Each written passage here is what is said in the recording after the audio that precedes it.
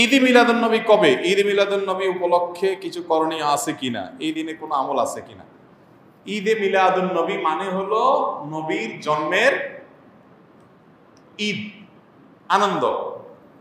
তো ঈদ থাকলে তো ঈদের নামাজ থাকবে নাকি?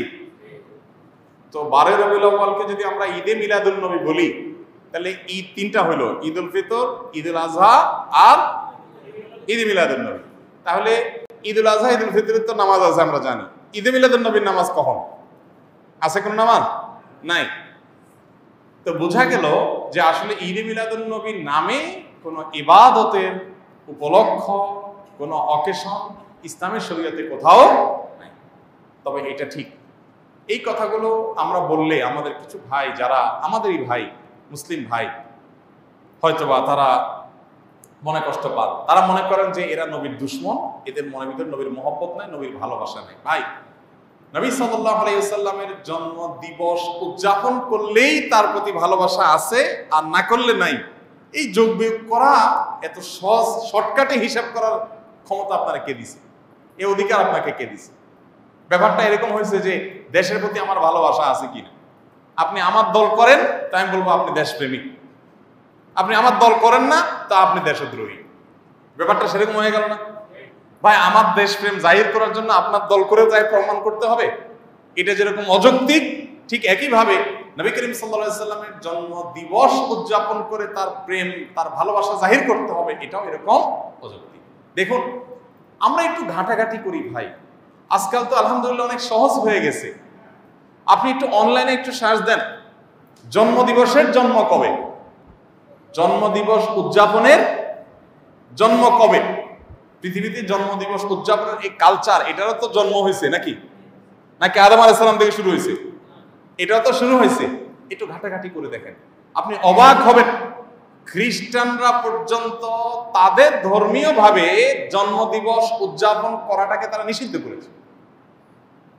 আমরা যেরকম ফতোয়া দেই না, খ্রিস্টানদের ধর্মের মধ্যে ফতোয়া আছে জন্মদিবস উদযাপন করা যাবে না। কারণ এটা যারা করেছে পেগানরা, প্রকৃতি পূজারীরা, তাদের সাথে বিশ্বাসগত বিশাল সংঘর্ষ আছে। কাদের? খ্রিস্টানদের।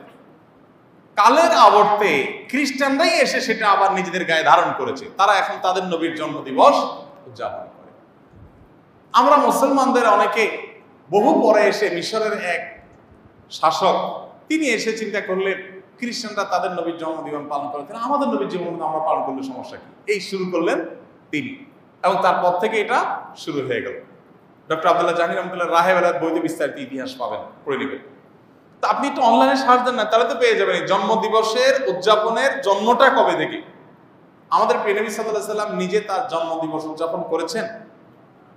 যদি করে থাকেন তো বছরে প্রতিদিন, প্রতি বছর 12 রবিউল আউয়াল তিনি বেঁচে ছিলেন 63 বছর, এই 63 বছরে প্রতিবার আসছে না? উনি ওনার জন্মদিবস উপলক্ষে এই যে র্যালি বের করা, জশ্ন জুলুস করা বা যাই করি আমরা, উনি কিছু করছেন কিনা? উনি নিজের ওই যে কি একটা কথা আছে না, যার বিয়ে তার খবর নাই, পাড়াপড়শির। ওনার নিজের জন্মদিবস উনি উদযাপন করলেন না, ওনার 4 খলিফার কেউ করলেন না, কোন সাহাবী করলেন না। আমরা মহব্বত জাহির করার জন্য ওনার জন্মদিন উদযাপন করি। ব্যাপারটা কেমন হয়ে গেল? আল্লাহ আমাদের ভাইদেরকে সঠিকটা বোঝার তৌফিক দান করুন।